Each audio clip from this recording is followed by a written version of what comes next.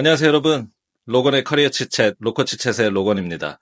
오늘은 아주 다양한 이력을 가진 분을 모셨습니다. 싱어송라이터로 사회생활을 출발하셨어요. 잘 알려진 모바일 게임 회사의 초기 멤버로도 계셨고, 학교 연구원을 또 하셨다가 창업도 하시고, 오늘 커리어 이야기가 아주 기대가 됩니다. 현재 네이버 제페토의 USA CEO, 미국 법인의 대표로 계시는 이정석 제이 대표님 모셨습니다. 안녕하세요, 제이님. 반갑습니다. 안녕하세요, 로건님 반갑습니다. 요새 많이 바쁘시죠? 네, 요즘에 좀 외부 일정이 많긴 했었습니다. 여기저기 출장 다니면서 제페토를 알리고 있습니다. 그러시군요. 그 제페토랑 지금 하고 계신 일 소개 좀 부탁드릴게요. 네, 제페토는 지금 전 세계에 한 2천만 정도 월 활성 유저를 갖고 있는 메타버스라고도 불리고 버추얼 월드라고도 불리는 플랫폼이고요.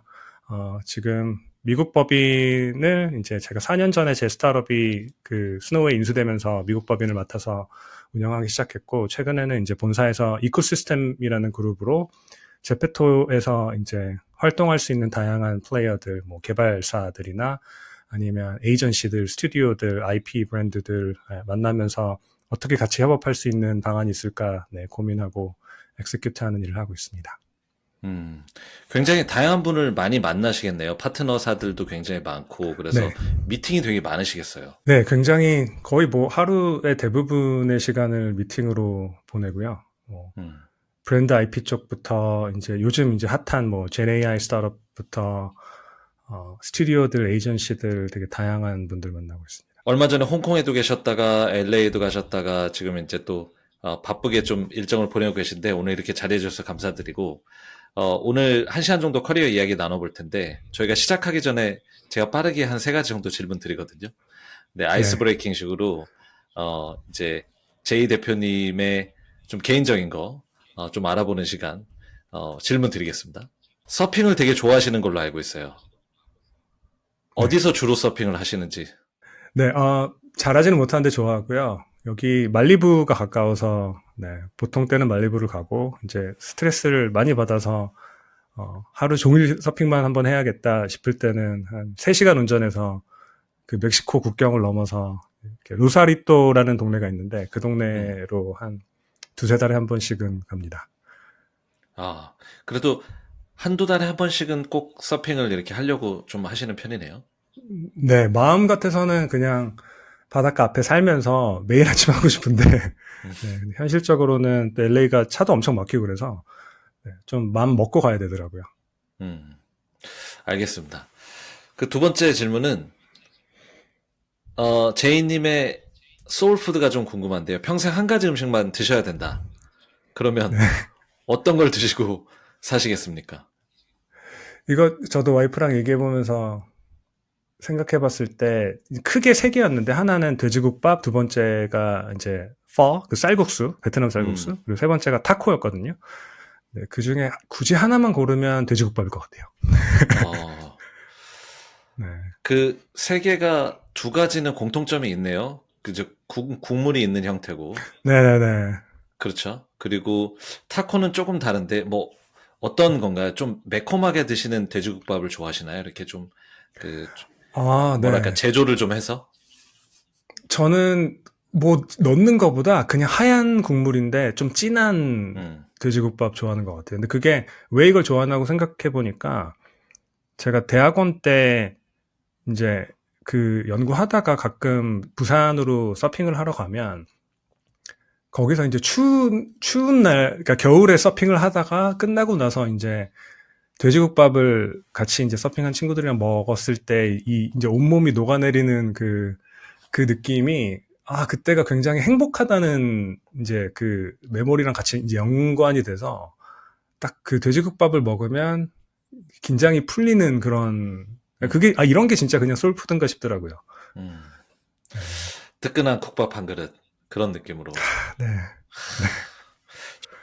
네, 어렸을 때는 몰랐는데, 꼭 항상 나이 드니까 점점 더 그런 국밥 같은 게 땡기는 것 같아요.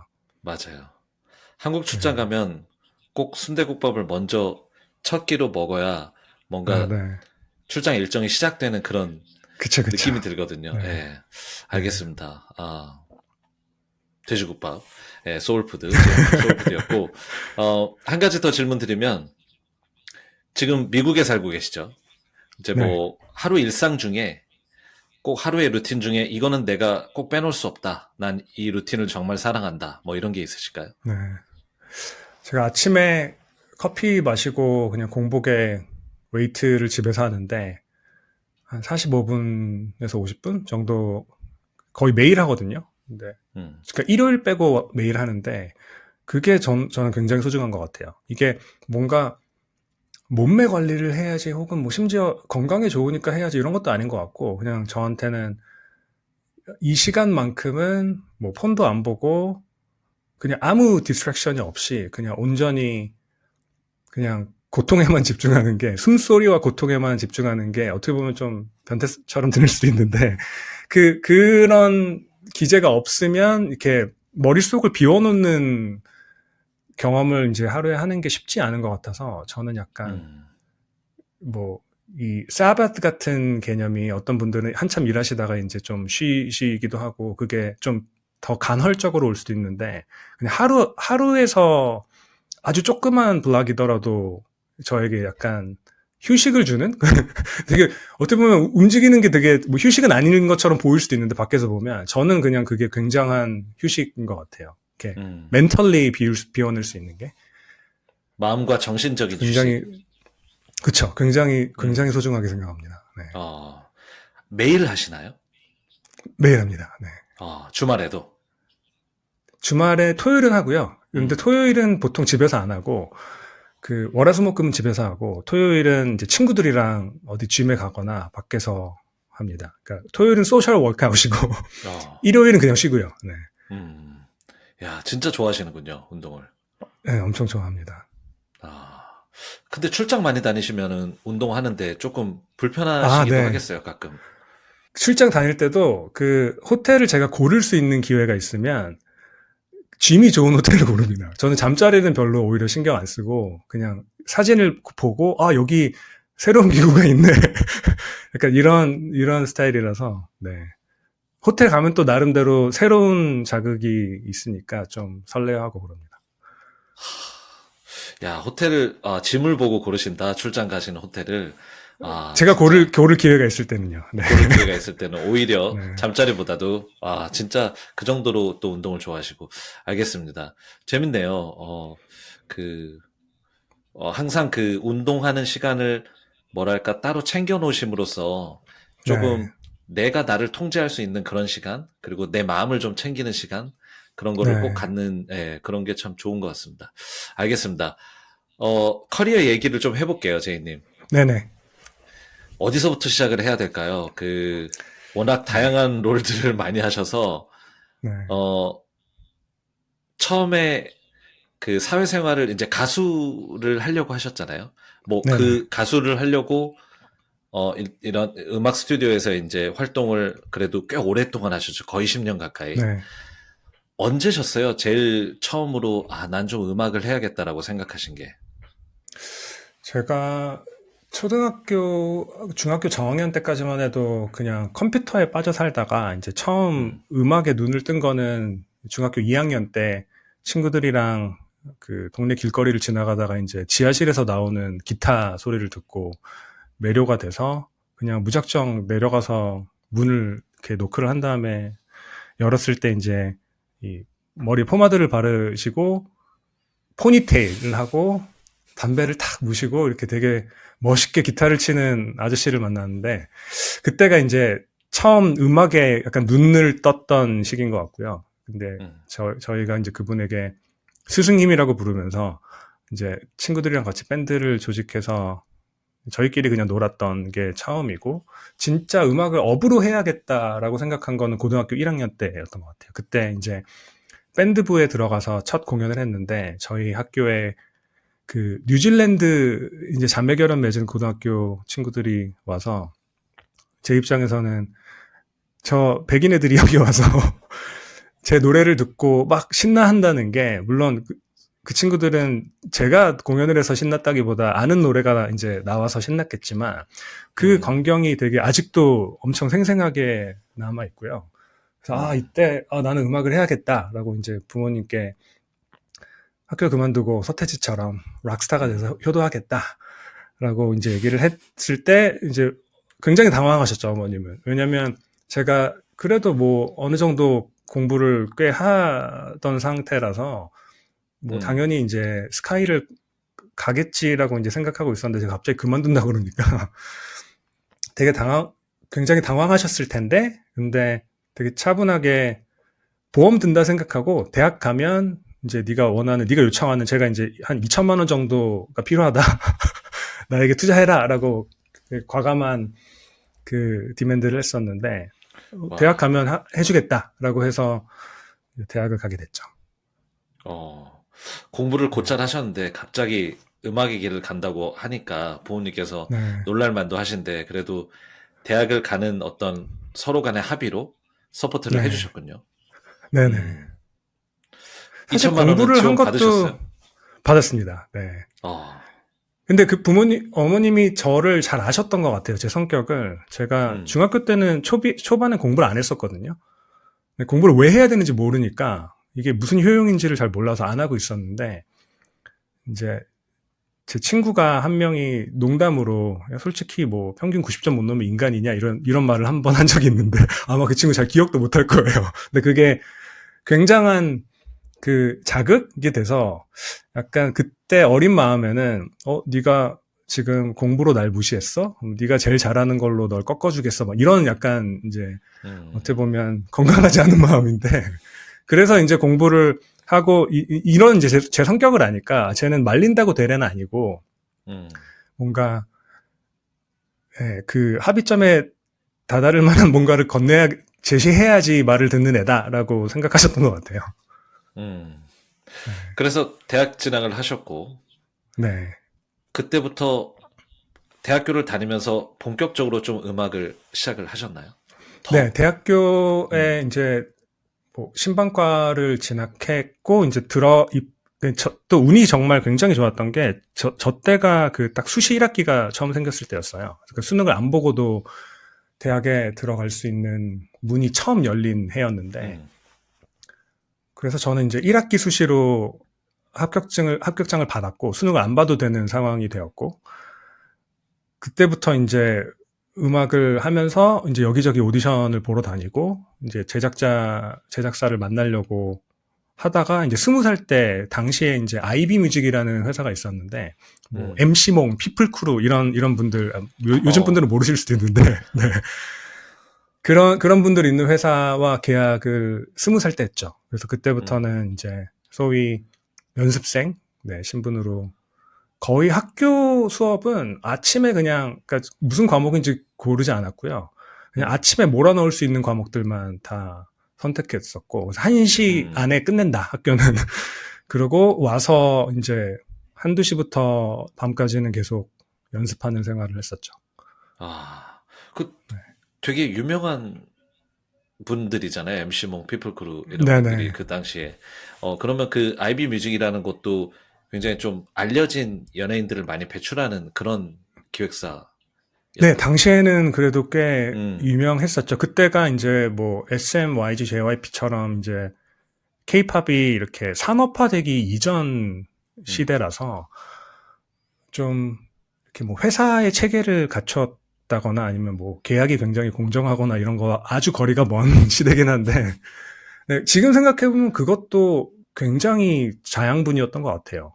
음, 그 어떻게 보면 사회생활을 되게 이렇게 잘 스트럭처가 짜여 있지 않은 그런 이제 인더스트리에서 시작한 게 그, 그리고 나서 나중에 이제 20대 후반에 테크에 와 보니까, 이 사람들은 다 굉장히 뭐라고 해야 되죠?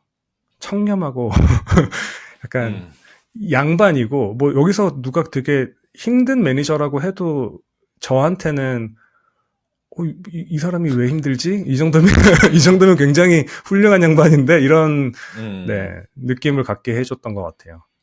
아, 음악 하실 때 워낙 여러 가지 경험을 많이 하셔서 네. 테크 회사들에서 일어나는 조금 강도 높은 어떤 것들은 그닥 이 정도면 되게 나이스한데? 이런 느낌이셨다. 네네네. 그 강도도 그렇고, 뭐, 음, 사실 계약이라는 개념이 굉장히 루스했었거든요. 그 음, 음반 업계에서는. 그리고 굉장히 공정하지 않았고, 뭐, 예를 들면 음, 제 계약금이, 계약금이 500만 원이었고, 이거를 5년에 음, 나눠주는 건데, 그러면 한 달에 얼마가 떨어질지 생각해 보시면, 근데 그 계약 기간은 앨범 발매일로부터 시작하기 때문에 앨범 발매 안 하면 그냥 만약에 5년 뒤에 앨범이 발매한다.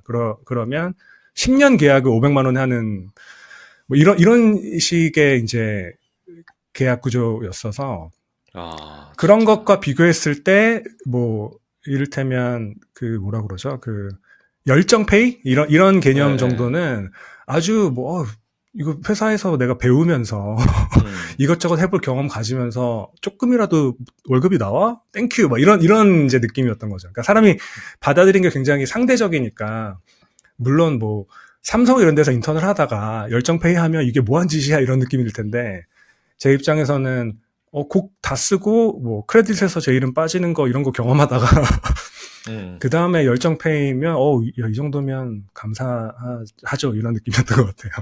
앨범은 언제 나오셨어요?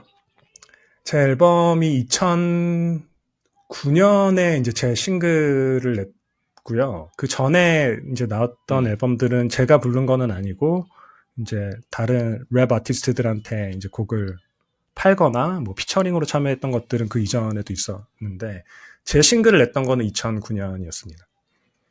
그러면 처음에 그 계약하시고 나서 얼마나 걸리신 네. 거죠? 그건 그 첫 회사는 5년, 4, 5년 정도 뒤에 폐업했고요.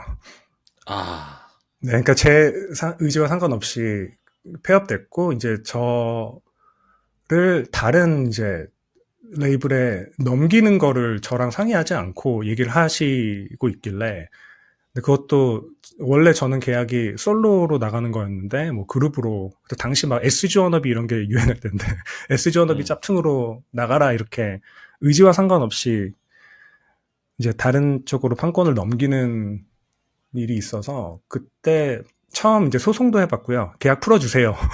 5년 동안 했는데 어, 앨범이 결국 회사 사정으로 못 나온 거니 저는 자유의 몸이 되겠습니다라는 소송도 어린 나이에 경험했었고요. 음, 그리고 나서 또 이제 찾았던 회사도 이제 되게 유명한 음반사와 그 레이블의 합작법인이었는데 거기도 뭐 그 대표님 중에 공동 대표님 중에 한 분이 이렇게 불미스러운 일에 연루되셔서 또 그 회사도 폐업됐고 세 음, 번째 회사도 신생 회사하고 굉장히 유명하신 분 많이 계신 회사였는데 거기서도 이제 또 다른 이유로 인해서 네, 계약이 해지됐고 그랬죠. 굉장히 오래 걸렸고요. 제가 제 앨범을 낸 거는 뭔가 나는 인디로 성공하고 싶다, 내가 스스로 하고 싶다 이런 거라기보다 이제 딱 돌이켜 보니 나이는 27이고 군대는 계속 미루면서 안 가고 있었고 이제 아무도 언제 군대 끌려갈지 모르는 이 불쌍한 영혼에게 기대를 걸 만한 회사가 없다는 거를 이제 알아서 그때 그러면 곡도 내가 쓰고 뭐 앨범 제작도 내가 하고 하는 수밖에 없구나라는 게 음, 약간 그 어쨌든 음악에 인생을 걸었는데 앨범을 못 내보고 군대에 끌려가는 건 너무 억울하다. 그 억울함에 그래도 뭐라도 무라도 배보자라는 마음으로 이제 결국에는 혼자 냈죠. 음. 그러셨구나. 진짜 마음고생 많으셨을 것 같은데. 근데 갑자기 그 요즘에 싱어게인이라는 프로그램 아세요? 네네. 그 예전에 그 가수셨던 분들, 뭐 음반 네. 나오셨던 분들이 이렇게 하시는 건데 저 그거 너무 좋아하거든요. 근데 네네. 제이님 한번 아유, 미주편 이런 데서 아닙니다. 아닙니다. 네. 그건 아닌가요? 음, 알겠습니다. 그렇게 해서 결국에 그런 어이없는 계약이었지만 거기서는 뭐 음반 자체도 나오지 못하셨고 여러 가지 사정에 의해서 그래서 뭐 네. 다른 레이블로 넘어가는 과정에서 뭐 소송도 하시고 어린 나이에 그런 일들을 겪으시고 음반은 또 내놓기는 하셨지만 네. 음, 시간이 좀 오래 걸렸고 거기까지 네. 그런 와중에 이제 테크 회사 데브 시스터즈의 초기 멤버로 같이 이제 조인을 하셨던 거죠. 어떻게 네네. 해서 음악을 하시다가 갑자기 이렇게 네. 테크씬으로 넘어가게 되셨어요? 그것도 굉장히 우연한 기회인데, 저는 그냥 제 커리어에 팔할은 운이라 생각하거든요. 그러니까 귀인을 만난 건데, 그때 이제 제가 그 버벌진트라는 래퍼랑 같이, 제가 굉장히 좋아하는 래퍼인데 작업을 할 기회가 생겨서 그 녹음을 한 날이었고, 이제 마침 제 대학교 동기 친구가 이제 퀵실버라는 그 뭐 서핑 아웃도어 브랜드에서 마케팅 하던 시절인데, 이 친구가 자기 집에서 서퍼 2명이랑 놀고 있다고 놀러 오라고 한 거예요. 그때 당시에는, 그때가 2008년이라서 한국에, 지금 이제 서핑이 굉장히 유명해졌는데 당시에는 한국에서 서핑을 해? 이럴 때라 굉장히 이제 호기심이 강했었고요. 그래서 가서 만나보니까 이제 이 2명의 서퍼라는 사람들이 있는데, 그 사람들에게 저는 이제 처음 만나서, 그날이 이제 녹음한 날이라 이 녹음한 거를 들려줬었죠. 그래서 이제 그 중에 한 분이, 아, 얘는 음악하는 애구나라고 이제 인상을 받고 헤어졌을 텐데, 그리고 뭐 그냥 통상적으로 언제 뭐 맥주 한잔 하자, 밥 한번 먹자라고 얘기하니까 저도 당연히 그것도 그냥 그런가 보다 하고 넘어가다가, 진짜 몇 달 뒤에 이 형이 연락이 왔어요. 어디냐? 그래서 나 스튜디오에서 작업하고 있다. 그러니까 작업하는 거 궁금하다. 놀러 가도 되냐? 그래서 이제 놀러 와라 하고, 막 이제 제가 작업하는 과정을 보고 막 이것저것 질문을 하더니 자기 회사에 한번 놀러 오라는 거예요. 그래서 오케이, 놀러 가자. 그래서 이제 갔을 때, 그때가 이제 데브 시스터즈의 전신이라는 이제 모블리에라는 이제 회사 에이전시였어요. 에이전시 이름으로 모여 있었던 사람들이 있었고, 인사를 해보니까 뭐 네이버, 그러니까 NHN, 당시 NHN, 넥슨, NC, 프리첼 뭐 이런 이제 인터넷이나 게임 회사 출신 분들이 모여 계시더라고요. 그래서 막 이제 아이팟 터치를 갖고 막 뭐를 허공에 막 아이팟 터치를 막 던지면서 뭘 데이터를 보고 막 이런 분위기였어요. 이 사람들이 여기서 뭐 하고 있나 하니까, 이제 그 대표가 이 아이팟 터치가 아이폰이라는 게 이제 세상에 나와서 이게 세상을 바꿀 거다. 우린 이걸 믿는다. 그러길래 오케이. 저는 이제 그냥 플립폰 쓰고 있을 때니까, 그 뚜껑 열리는 폰 쓰고 있을 때니까 이게 뭔가 하고 그냥 얘기하다가, 어떻게 하다가 이제 대표가 우리랑 같이 일해볼 생각 없냐 하길래, 이제 머릿속 한켠에서 나는 딴딴한데 내가 여기서 뭘 할 수 있지? 이런 이제 생각을 하고, 제게 뭘 기대하십니까? 라는 이제 의문이 들었는데, 정확히 기억이 나진 않는데 이제 대답이 그런 식이었어요. 그러니까 어차피 이건 새로운 영역이고, 우리들이 이제 인터넷이나 게임의 경험이 있지만 우리도 배워서 해야 된다.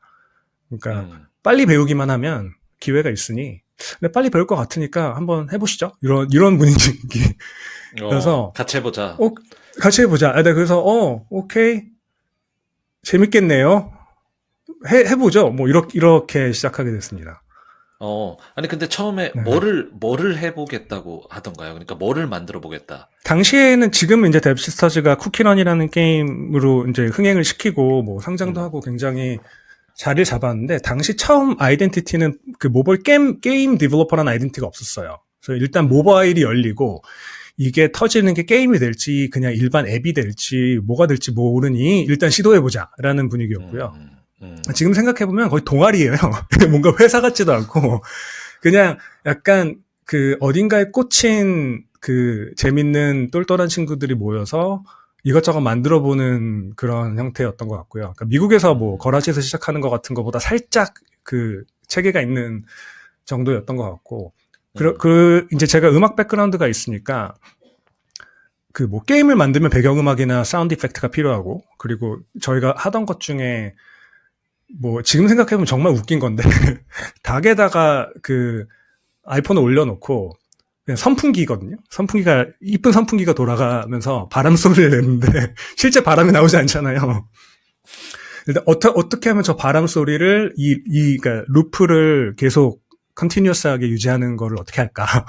이걸 소리를 제너레이트 해야 되나, 아니면 뭐 붙여서 크로스 페이드를 해야 되나, 뭐 이런 거 고민하고 있을 때라, 뭐 그런 것도 있고, 심지어 뭐 이렇게 탁 그 아이폰을 던지면 뭐 주먹 소리가 팍팍 난다든가 아니면 화장실에서 그 이제 넘버 2를 화장실에서 이제 큰 일을 보고 있을 때 어떻게 하면 이거를 덜 민망하게 뭔가 재밌는 효과음들을 만들어내면서 볼일을 볼 수 있을까 막 이런 생각을 하던 타이밍이라 그 소리가 필요한 요소들이 많았고요.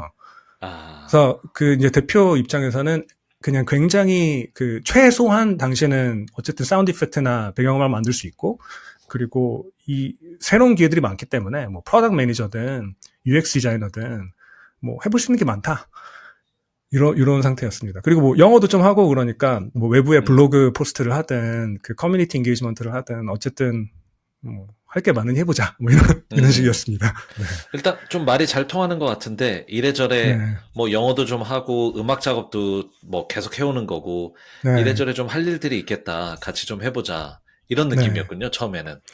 네. 굉장히 뭐 정확히 당신의 뭐 responsibility는 이거고, 그러니까 JD라는 개념이 아예 없었고요. 그냥 똘똘한가 뭔가 느낌이 오나 이 정도 수준이었던 것 같아요. 지금 생각해 보면. 네. 어떻게 보면 첫 회사잖아요. 그 음악 그쵸. 이후에. 네네.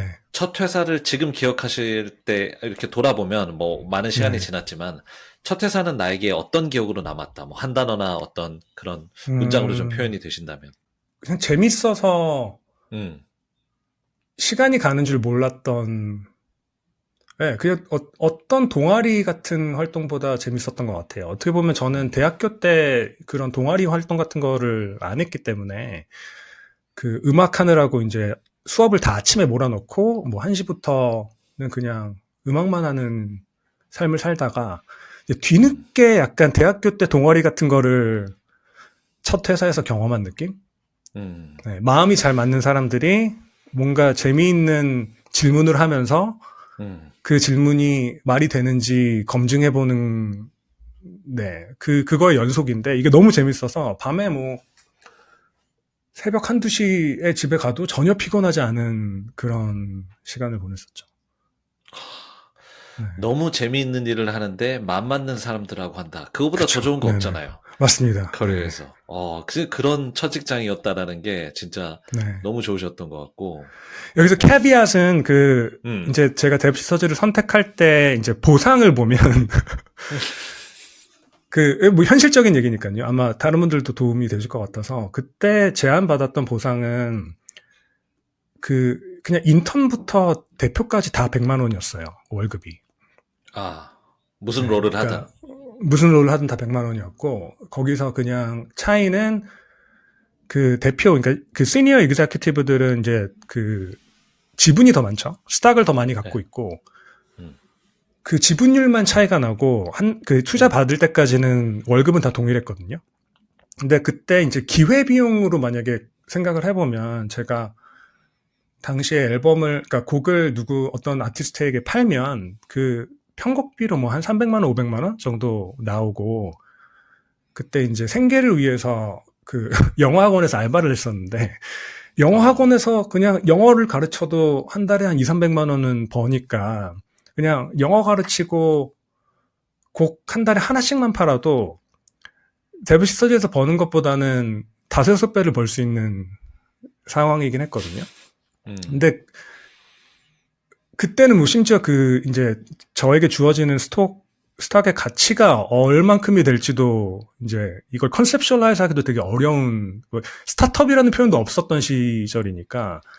그렇죠. 네. 그냥 전혀 고려 대상이 아니었던 것 같아요, 보상이. 어떻게 보면. 그리고 실제로 좀 힘들었죠. 근데 현실적으로는.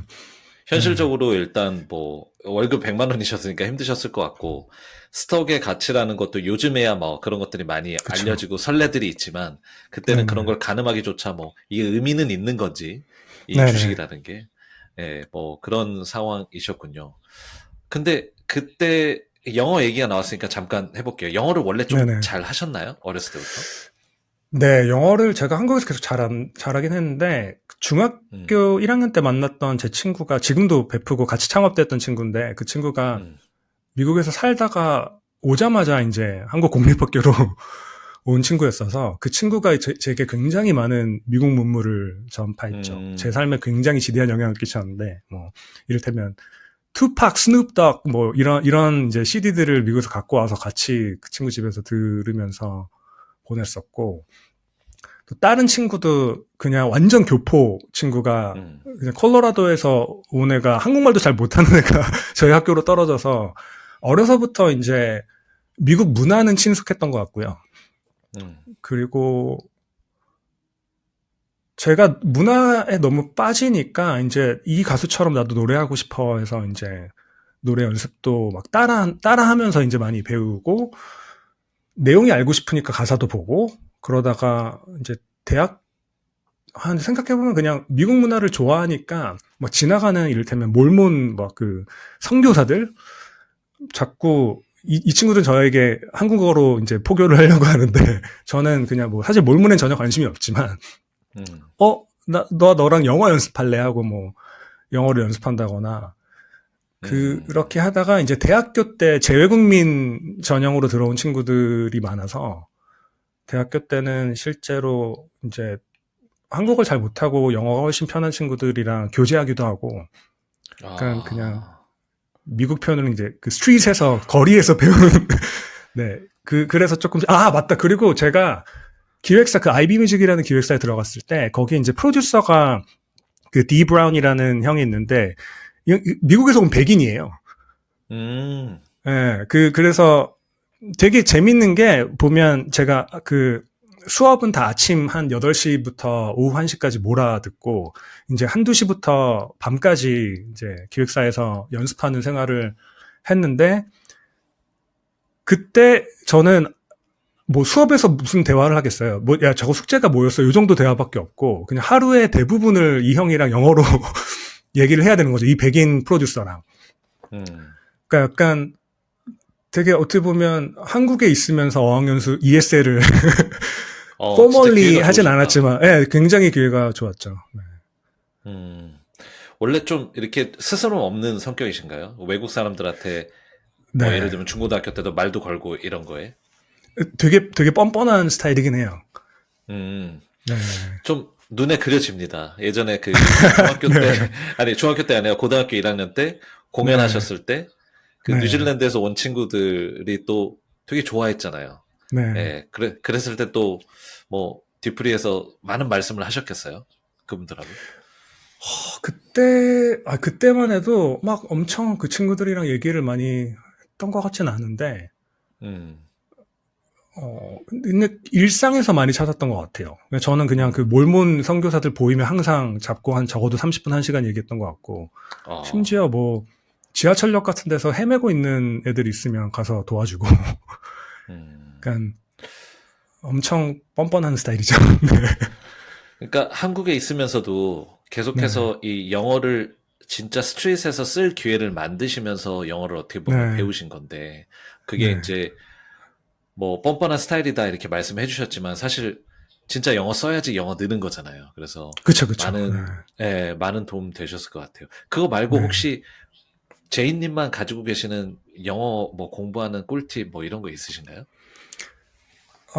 이거는 뭐 사실 음, 미혼자분들에게 해당되는 내용인데, 저는 그냥 교제를 하는 게 최고인 것 같아요. 그게 저도 제일 많이 음, 빨랐던 것 같고, 왜냐면 음, 뭐, 무슨 언어 교환 뭐 이런 거 하시는 분들은 상대는 한국어를 배우고 싶어 하고 나는 영어를 배우고 싶어 하는데 그 밸런스를 찾는 게 되게 이렇게 트랜잭셔널해지면 어려운 건 것 같고 사실 제일 좋은 거는 내가 이 사람을 알고 싶은데 혹은 음, 뭐 이 분야를 알고 싶은데 그거를 더 깊게 빠르게 아는 방법이 이걸 배우는 방법밖에 없다. 그러니까 그냥 언어를 배우는 게 꼭 필요한 수단이 됐을 때 제일 빠르지 뭔가 음, 언어를 배워놓고 나중에 어떻게 쓸지를 생각하면 그 배우는데 재미가 없을 것 같아서 음. 저는 사실 제일 빠른 방법은 교제라 생각합니다. 아, 교제를 하면 네, 의사소통을 해야 되니까 영어가 그쵸. 당장 필요한 수단이 되기 때문에 네, 언어라는 게 먼저 영어를 배워놓고 어디다 갖다 써먹는 게 아니라 그쵸. 쓸 때가 있어야 수단이 된다. 너무 좋은 네네. 말씀이네요. 네. 음, 그리고 그것도 가장 큰 동인이 뭐 내가 이 잡을 하기 위해서 이 스킬이 필요해. 또 뭐 음, 굉장히 큰 동인일 텐데, 저는 사람들이 사랑을 위해서 산다 생각해서, 인생은 음, 사랑받고 사랑하는 그 journey이고, 그 가장 큰 동인이라 생각하거든요. 그래서 누군가에게 음. 강한 끌림만큼 큰 동인이 있을까? 이런 생각을 합니다. 아, 굉장히 철학적인 또 말씀을. 네. 근데 진짜 맞는 것 같아요. 그런 끌림이 있는 것에서 더 정확하게 나를 익스프레스 하고 싶은 그런 마음, 네, 나를 표현하고 싶은 그런 마음에서 당연히 영어는 뭐 수단이 돼야 되는 그런 걸 것 같고, 음, 좋습니다. 영어를 어렸을 때부터 곧잘 이렇게 좀 시도를 하셨는데, 네, 운 좋게 또 뭐 이렇게 교재도 하시고, 그리고 네, 또 그 음악 하시면서 만난 프로듀서 분하고 또 이렇게 영어 공부하실 기회가 좀 있으셨고, 영어로 소통을 네, 하셨어야 되니까. 알겠습니다. 다시 데브 시스터즈로 돌아가 볼게요. 네, 첫 직장에서 사실 어떻게 보면 전생에 나라를 구하신 건데, 진짜 좋은 네, 동료들. 네, 뭐, 물론 이제 되게 컴펜세이션이 좋진 않았지만, 그거는 이제 시작하는 그 조직이었으니까 거의 네, 동아리처럼. 근데 너무 맘 맞는 사람들하고 정말 새벽 한두 시까지 일을 해도 지치지 않는 그런 문제들을 푸는 게 너무 재밌었다라고 말씀을 해주셨는데, 네, 근데 데브 시스터즈에서 사실 이제 다른 데로 옮기셨어요. 네, 네. 떻게 해서 그런 스텝이 일어나게 되셨는지. 네, 그것도 굉장히 운이었는데요. 그러니까 그 데브시스터즈에서 1, 2년 일하고 나니까 이제 뭐 아까 말씀드렸듯이 제가 언제 영장에 나와도 놀랍지 음, 않은 상태였고, 근데 이제 대표가 했던 얘기는 그 병특이란 게 있다. 병역특례 제도라는 게 있다. 그래서 이제 그걸 저는 사실 생각을 안 해보고 있었어요. 그러니까 문과였기 때문에 이게 나에게 가능한가 싶어서 저는 뭐 카투사 같은 걸 가야 되나라고 생각하고 있다가 이걸 좀 찾아봐야겠네 하고 이제 찾아보니까 산업기능요원은 이미 늦었고 이제 공학 음, 석사를 받으면 그동안에 이제 그 군대 입대를 연장하다가 공학 석사 학위를 갖고 이제 연구소 그러니까 TO가 있는 연구소를 찾아서 그 연구소에 소속이 되면 3년에 이제 그 인플로이먼트가 이제 그 복무로 쳐준다는 걸 이제 알게 돼서 음, 이제 원래 미션은 공학 석사를 받아오고 다시 대입시서지로 돌아오는 게 이제 원래 계획이었는데 그래서 이제 그 카이스트에 들어가게 됐고요. 카이스트 문화기술대학원에 공학 석사만 받으면 된다라는 이제 음, 불순한 마음으로 들어갔고 이제 졸업하고 돌아오려고 했을 때 이제 또 타이밍이 데브시스터즈가 그 전문 연구원을 받을 준비가 안 됐었어요. 그게 그 음, 퀄리피케이션이 석사, 박사 인력이 일정 이상 인력이 돼야지 이제 그 연구소를 세팅할 수 있는데 산업기능요원은 되는데 전문연구원은 안 된다. 미안하다가 되는 상황이라 저는 이제 다른 회사를 찾아야 되는 상황이었죠. 그러다가 어, 이제 그러니까 뎁스터즈를 떠나고 싶어서 떠났던 건 아니었고 이제 음,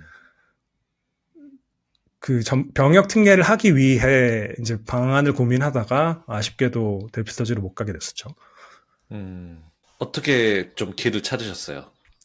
그때 이제 저는 그 이 연구원 TO가 있는 이제 벤처 법인들, 뭐 혹은 대기업 음, 법인들, 연구소가 있는 회사들이 어떤 회사들이 있는지를 다 찾아봤고, 그 중에 몇 군데 제가 관심 있어 하는 곳에 지원을 해서 사실 오퍼를 두 군데서 받았고요. 음, 그 두 군데 둘 다 이제 그 카이스트 선배가 창업한 회사들이었는데, 음, 사실 한 회사는 아예 그냥 학교 다닐 때 전혀 만날 기회가 없었고, 한 회사는 이제 옆 연구소, 옆 랩의 겸직 교수긴 했는데, 얼굴 본 적은 한 번밖에 없었고, 근데 어쨌든 그 두 군데 면접을 봐서 오퍼를 받고, 이제 고르던 타이밍에, 그때 기준도 무슨 프로덕트가 더 재밌지? 어떤 사람들이 더 땡기지? 이런 거였던 것 같아요. 그래서 결국에는 음, 돈은 또 더 덜 주는 곳으로 선택했던 게 이제 올라웍스라는 회사였고요. 네, 음, 그 이제 당시에 굉장히 일찍 이제 AR 브라우저를 만들었었는데 스캔서치라는 프로덕트가 이제 앱이 뭐 100만 단위의 다운로드를 이뤄내고 꽤 이제 당시에는 유명했던 앱을 리뱀핑하는 거로 시작을 했다가 뭐 이런저런 그 중간에 다른 롤 체인지가 있다가 결국에는 인텔 프로젝트에 이제 테크니컬 PM을 하다가 그 회사가 또 인텔에 인수됐죠. 굉장히 또 운입니다, 운. 운이 좋은 건데, 근데 그 인텔로 인수가 된 거는 운일 수 있지만 어쨌든 올라웍스를 처음에 선택하신 거는 아까 네. 말씀하셨지만 또 뭐 조금은 컴pen세이션이 더 낮을 수 있지만 재미와 사람을 보고 올라웍스를 또 가셨다 이렇게 하셨는데 대표님께서 제이님께서는 이제 본인의 어떤 커리어의 기준이 네. 회사나 본인의 무브를 선택하는 기준이 사람과 일의 재미인가요? 어떠신가요? 네. 저는 정말 그런 것 같아요. 정말 특히 둘 중에 굳이 고르자면 재미인 것 같고요. 그 컴펜세이션이 제일 마지막에 오는 것 같아요. 네, 그게 네. 그 심지어 그 올라웍스가 뭐 인텔에 인수되고 나서 제가 창업을 할 때도 월급을 기존에 이제 인텔에서 받던 월급의 한 4분의 1 정도로 책정했었고요. 그러니까 정말 그냥 생존만 한다 이런 식이었고, 그리고 인수될 때, 그러니까 2020년 2월에 이제 스노우에 인수됐는데 인수될 때만 해도 메타버스라는 표현이 없었어요. 그냥 제페토라는 게 있고 이거를 그냥 애들이 재밌어 한다 뭐 요 정도였지. 그러니까 메타버스라는 그 하이브이 생긴 거는 제가 인수되고 나서 한 1, 2년 뒤에 왔거든요. 근데 이제 나중에 그 제가 제페토 있다는 걸 알게 된 친구들은 물어보더라고요. 그러니까 이 메타버스 하이브를 알고 있었냐, 뭐 어떻게 이렇게 골랐냐. 근데 저는 사실 그게 고른 적이 없는 것 같아요. 그냥 이게 재밌을까? 뭐 약간 재미와 사람이 거의 대부분이었던 것 같아요. 재미를 쫓으시다 보니까 그게 또 좋은 사람들하고도 연결되고 어떻게 보면 커리어를 결과적으로 봤을 때는 되게 잘 이루어졌다. 직접 이거를 뭐 메타버스를 미리 좀 메타버스 쪽이 좀 뜨겠구나 소위 말해서 네, 그런 게 전혀 그래서 그걸 없어요. 하거나 그런 건 아니었다. 어떻게 보면 AR이라는 것도 사실 올라웍스에 입사하신 게 2011년? 네, 뭐 이렇게 되시는데 그 당시는 사실 AR이라는 단어조차 잘 많이 쓰이지 않을 때 아닌가요? 네네. 뭐 많이 그쵸, 모르셨을 것 같은데.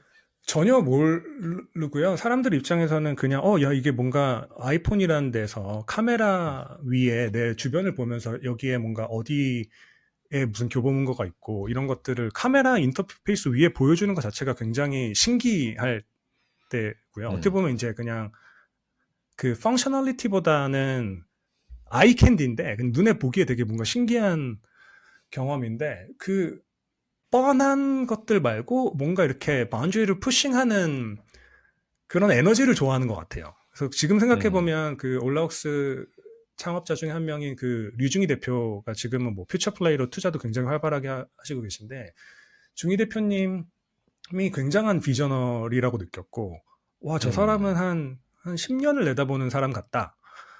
라는 그런 뭔가 사람의 매력에서 나오는 재미? 저 사람이랑 일하면 뭔가 내가 되게 배울 게 있겠다. 물론 뭐 그 고용을 하고 당한다는 게 결국에는 저도 뭔가 밸류를 줄 수 있는 게 있겠지만 제 입장에서는 내가 이 회사에게 어떤 밸류를 줄 수 있는지를 판단하는 거는 나를 하이어하는 사람의 몫이고 내가 판단할 수 있는 거는 이게 나한테 무슨 재미를 줄까? 나에게 어떤 자극이 될까가 저는 판단 기준이었던 것 같아요. 진짜 좋은 말씀이다. 사실 본인이 되게 가치 있다고 생각을 하지만 본인의 가치는 상대방이 판단하는 거잖아요. 그쵸. 상대방이 원하는 숙제와 문제와 롤이 있으니까 그 롤에 핏한지는 상대방의 관점에서 이제 밸류는 판단하는 거고. 그쵸. 그런데 제이님 입장에서 난 어플리컨트지만, 난 지원하는 사람이지만, 이 회사가 나한테, 이 회사가 하는 일이, 비전이, 미션이 나한테 어떤 밸류가 될까? 네. 오히려 그거를 보신다. 그쵸. 어, I'm talking syncopated breathing involved